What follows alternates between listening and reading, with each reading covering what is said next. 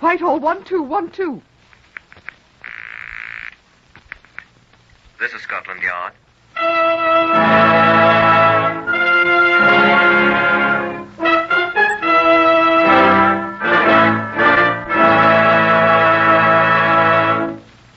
For the first time in history, Scotland Yard opens its secret files to bring you the authentic stories of some of its most baffling cases.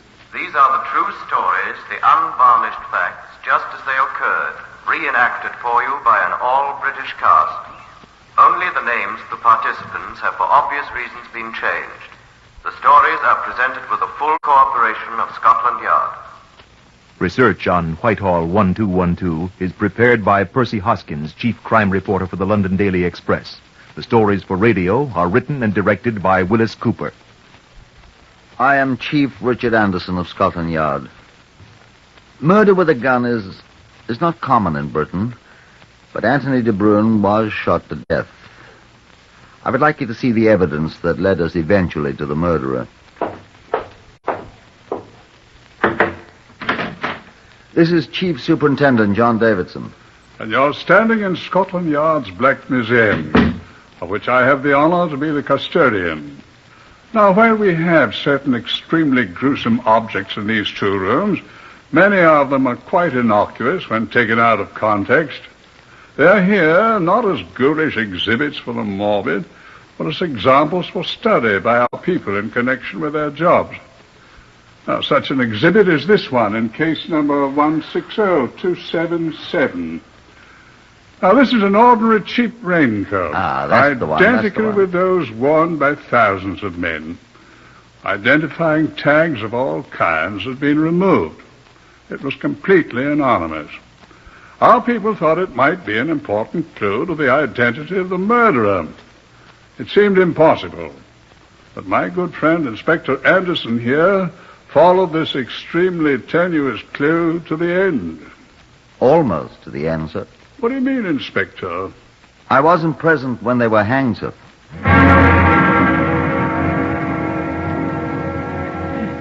The crime.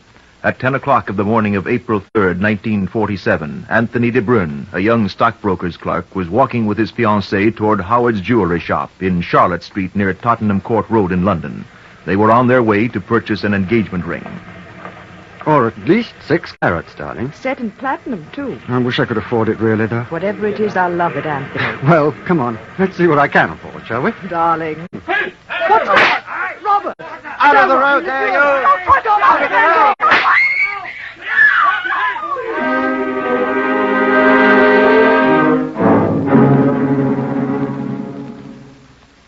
From Inspector Anderson's first notes on case 160277.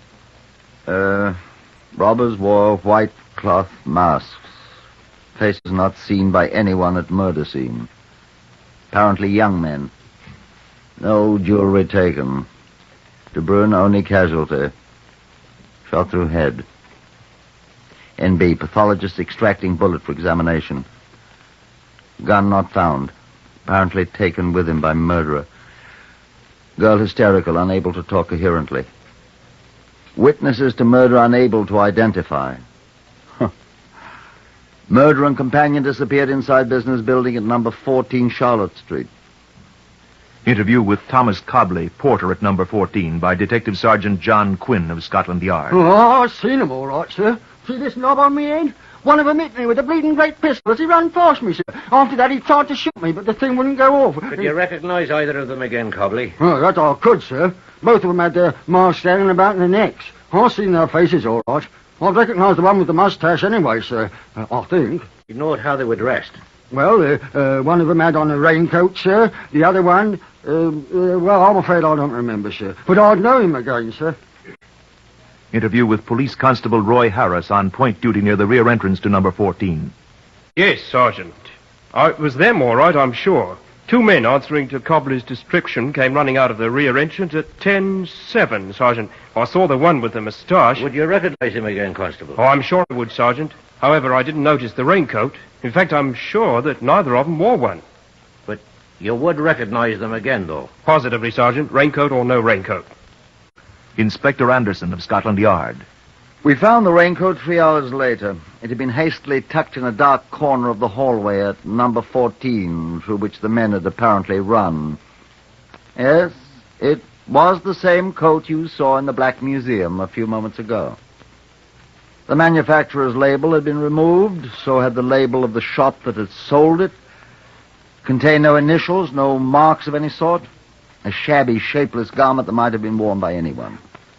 In the right-hand side pocket was a caliber .45 automatic pistol, the type used by the American Army. It had apparently been fired twice. A clip containing 4 ball cartridges was still in place, with an additional one in the chamber. I took it myself to Chief Inspector Carl Tree in the ballistic laboratory. I had it checked, Anderson, for fingerprints. And? None, of course. Let's use one of those shells. Tom, did you fill the catchment box with cotton wool? Yes, sir. All right, stand aside, Anderson. All right, Tom. Get it out, will you, please? All right, sir. First time I've seen that, sir. Aye, they're sending us up the bullet they're taking out of this chap's head. Postmortem must be about finished. Then we'll put them both under the comparison microscope and see for certain if this is the gun they both came from. Quite. I'll be waiting, sir. Aye. We'll let you know at once. By the next afternoon, the 4th April, we were certain. This was the murder gun. Ergo, the raincoat had probably belonged to the murderer, the man with the moustache, who we had been assured could be readily recognized. If we could find him, that would be difficult. I put criminal records onto it. They produced some 150 dossiers of known criminals whose taste ran to robbing jewelry shops and or carrying guns. Further checks showed that the pistol had been stolen from a U.S. Amphibious Engineer Regiment in June 1946. There was no clue to the thief, the American Army DCI informed us. The porter Cobley remembered that the men had worn gloves. The constable said that he did not see the direction they had gone. They simply lost themselves in the crowd of passers-by.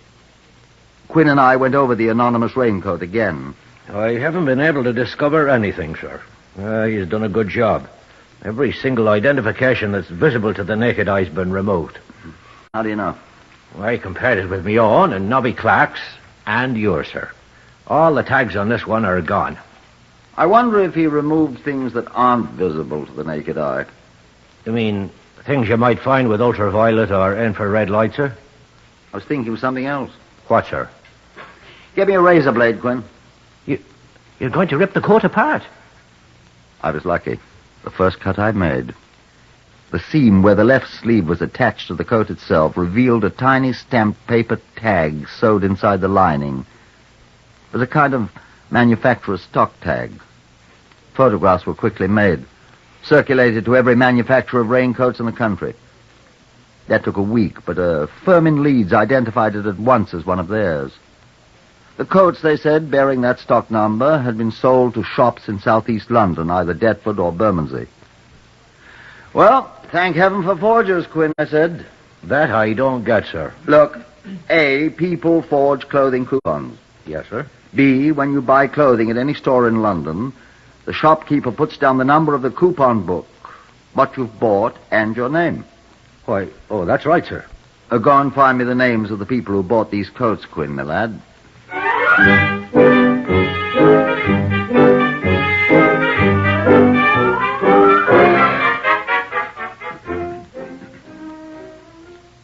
It wasn't quite as simple as all that. But it wasn't so hard either. There had been 24 dozen of that lot of raincoats sold in those 2 districts, and we accounted for all but 6 of them. Inspector Anderson and I went over the list of 282 names. We found not one name we'd ever heard of, and criminal records reported that none of them were known in their files. Well, it was a good try, sir, I said to Inspector Anderson. Well, we still haven't checked on each of these names personally. We'll have to do it, sir, I expect. Quite. Well, gird up your loins, Quinn. Sir, they're right up under me chin now. I was just thinking of something. Sir? Got your own book of clothing coupons on you? Yes, sir. Let's see them, will you? Yes, sir. Sign? Sign it myself, sir. What's the matter, sir? What's your name? Hey, John Quinn, you know that, sir. This is signed Quinn John. Well, by crikey. And mine is signed Anderson Richard. Let's look at this list again, the hind end too. Yes, sir. Clancy Oliver. That'd be Oliver Clancy. Gold Joseph. Never heard of Joe Gold. Johnston John. Nor John Johnson. Sheehan Robert. No one could be named Sheehan Robert. We're right, old boy. Freeman George. George Freeman. Mullen. By crikey, I remember that name. So do I, sir. But he died last month. Yes, sir. Smash and grab feller. Real white boy. I remember. Killed in a bus accident in Clerkenwell. He must have bequeathed the coat to somebody, mustn't he? You know, I seem to remember he had a kid brother in Borstal, sir. Check up and see if he's still there. If he's been let out, I shall very much want to talk with young Mr. Freeman.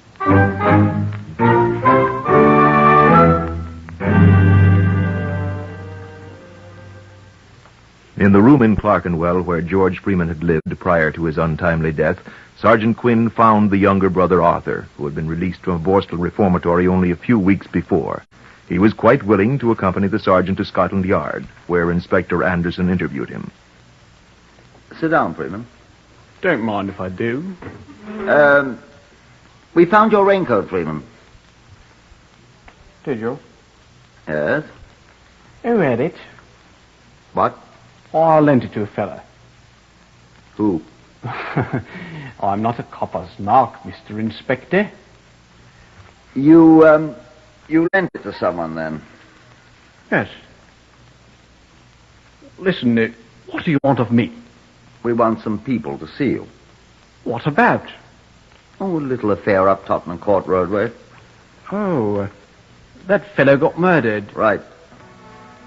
Well, who wants to see me? I should think you could guess.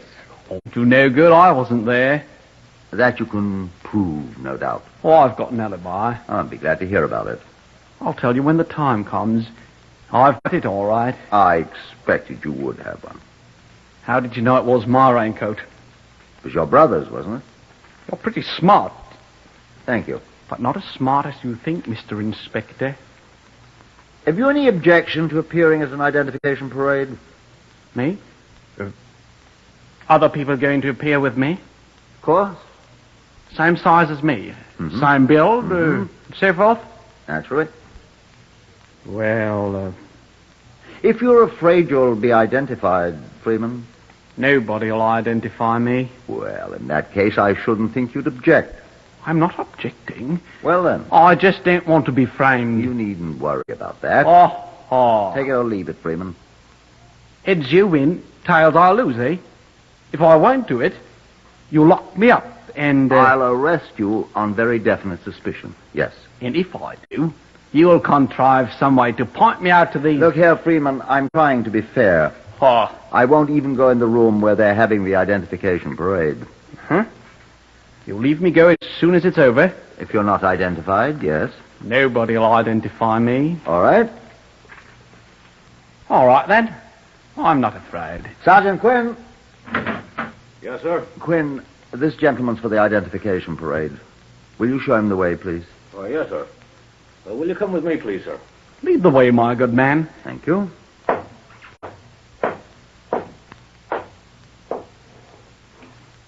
You want to know who I lent that raincoat to? I'd be most interested. Tell you what I'll do.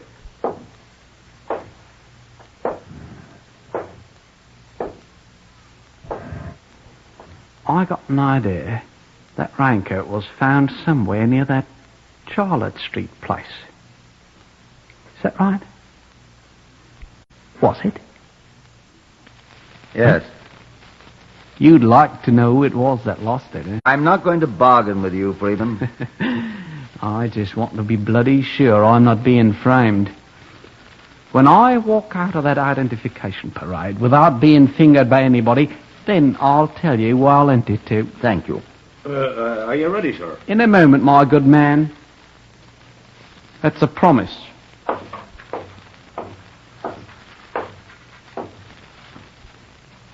wasn't there. Perhaps he was. Freeman was not identified by anybody. True, only 2 persons, the constable and the porter, had seen the killers without their masks, but neither was able to point out any person in the lineup at all. Freeman, in high glee, returned to my room. Well, I'll let the raincoat to is Charlie Mortimer. Within the hour, Criminal Records had supplied us with details of Charles Mortimer, whose record showed he had served 2 terms at Dartmoor for armed robbery. 2 detective constables were sent at once to his last address of record. Mr. Mortimer was not at home, but in his room were found 3 Patek Philippe watches. They were at once identified as part of the loot from a jewelry shop robbery at Queensway in Bayswater, a few days before the one in which the man De Bruyn was killed. Well, I said to Sergeant Quinn, our friend Mortimer may not be the murderer we want, but he'll have some explaining to do. Why don't you think he's the murderer? I didn't say that. I said he may not be the murderer. Well, sir, if he had the raincoat... If. Yes, sir. I've seldom heard of people like Freeman implicating others in murder. Except for a reason. To get even is the phrase. There's another thing. If Mortimer was in on the jewelry shop job in Bayswater... As he obviously was. At least he had those 3 watches. Well, if he was, why should he try armed robbery again 2 days later, sir? That's a very important point, Quinn. I think so. Well, when we find Mortimer, we'll have a lot of questions to ask. We'll find him. Oh, excuse me. Inspector Anderson here. Oh, hello, Thomas. You have? Good. Where? We found him. Mortimer? Yes. Hello, Thomas. Where is he now? Oh, here. Well, send him in. I'll go get him, sir. Good. Quinn's coming to fetch him. Did he talk? Didn't ask him any questions, eh? Good. Let him think it's the Bayswater job he's been nabbed for. Right. And may I say that's very fine, quick work? Quinn will be there any second. Quite. Goodbye, old boy. Hello, Inspector Anderson again. Will you ring George and ask him how soon he can get those people together again? The people that attended the identification parade this morning.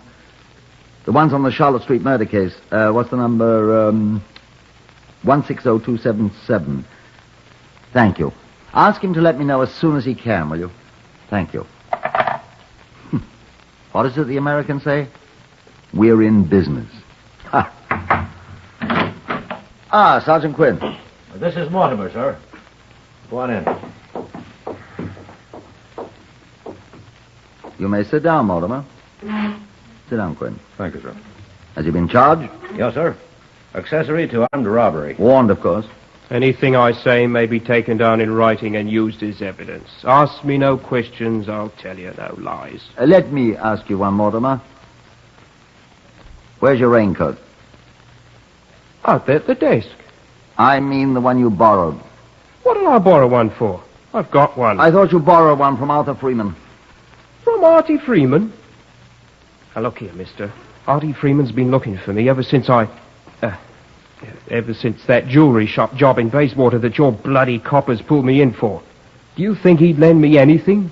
Why is Artie Freeman looking for you, Mortimer? He's promised to cut me throat the minute he sees me.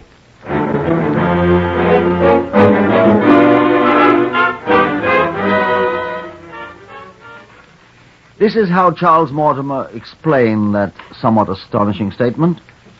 It was on the day that Arthur Freeman was released from a Borstal institution, where as a juvenile delinquent he had served a long sentence. A friend of his, a certain Basil Green, another ex-Borstal boy, and Charles Mortimer had arranged a welcome home party for Arthur at a pub in Clerkenwell. It was quite a party, Mortimer said.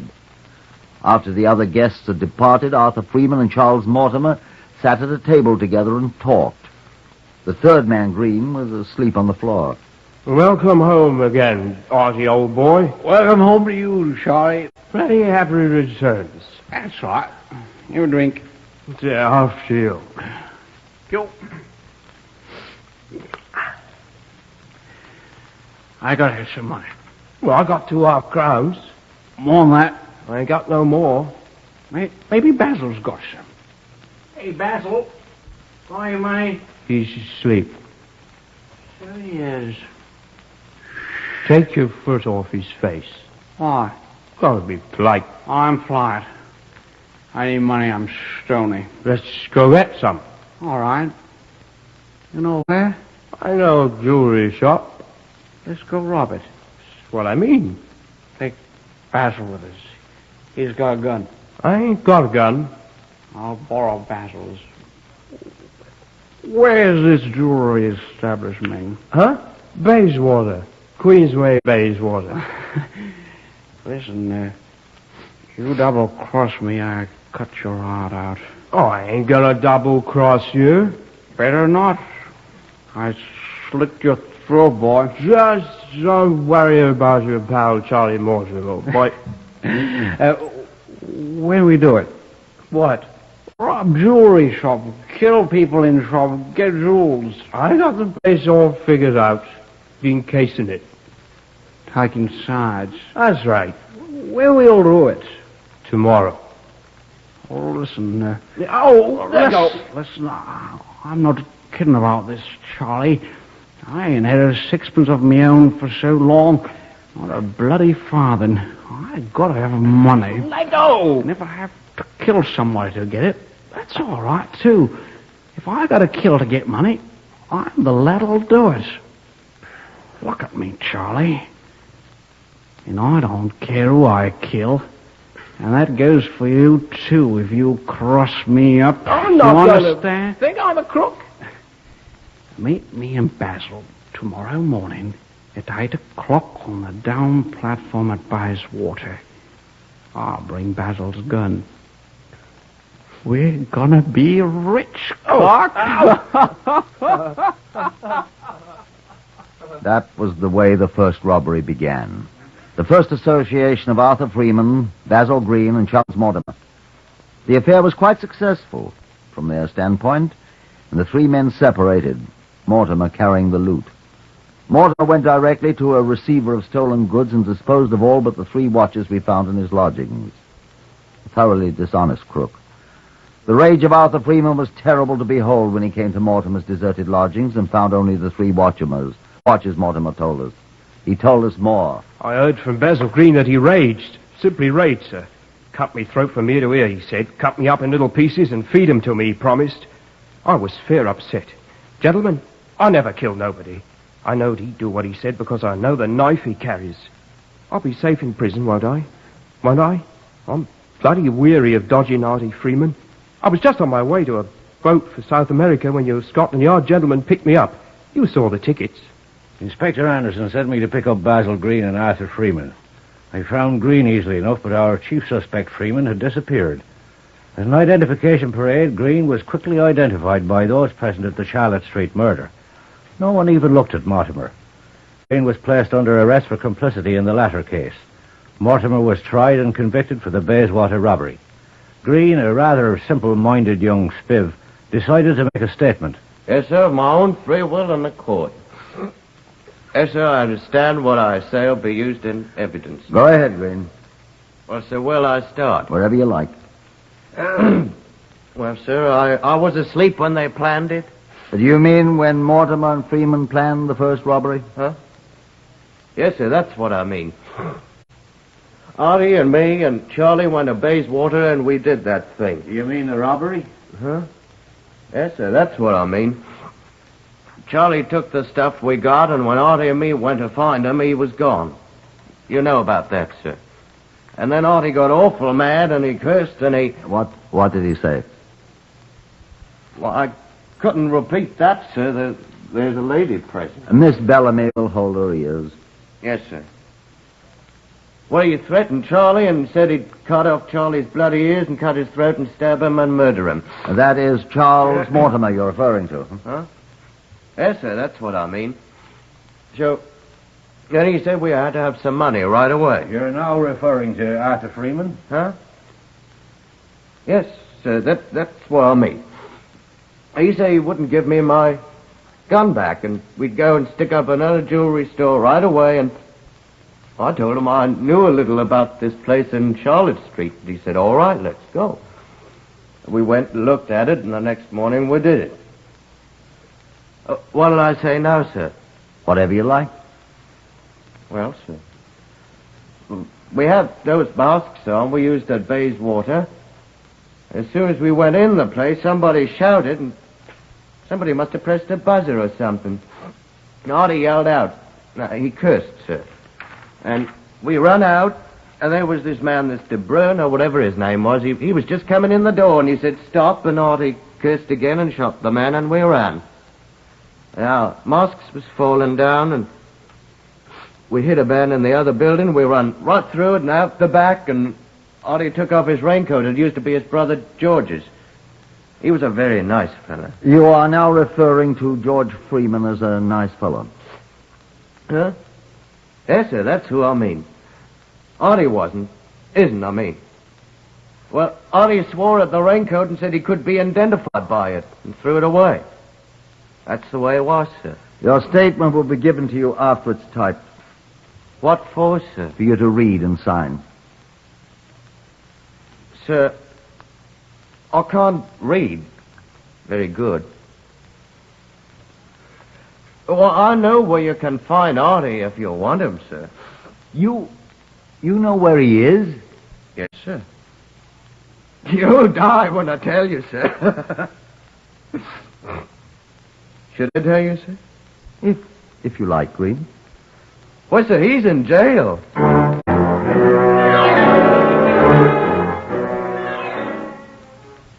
And there he was, in Brixton Jail. We hastened there, and the water took us down to the cell block, where after a long walk, we finally found our man. He grinned through the bars at me. Hello, Inspector. Hello, Freeman. How'd you find me? Your friend Basil Green told us. I'll kill him for that. I doubt it.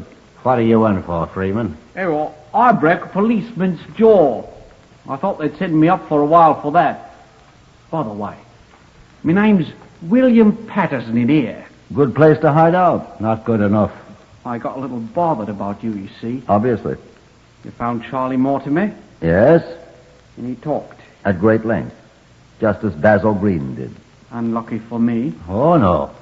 We came to get you out of here. Oh, yeah. And take you elsewhere. Arthur Freeman, I arrest you on a charge of willful murder.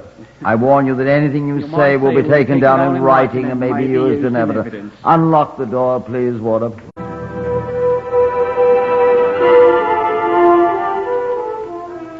At the trial at Old Bailey, both Arthur Freeman and Basil Green were found guilty of the murder of Anthony de Bruyn and were sentenced to be hanged. The sentence was duly carried out.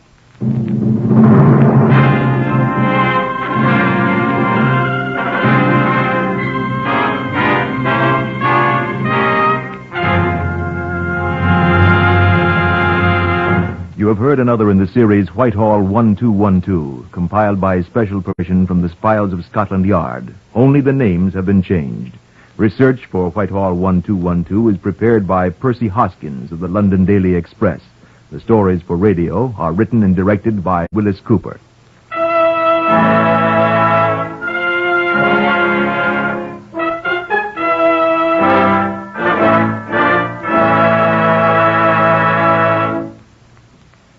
This evening, Whittaker Chambers comes to the NBC microphone to read a letter to his children. Now, this is not an ordinary letter. This letter means as much to you, the American citizen, as it does to Mr. Chambers' closest relatives. This letter brings you the true nature of communism, its political implication to you as a citizen of the world, more particularly of the United States of America. Now, this evening, Mr. Chambers will tell you why he chose communism, what he thought it would mean to him, politically and personally. That's A Letter to His Children by Whittaker Chambers. The true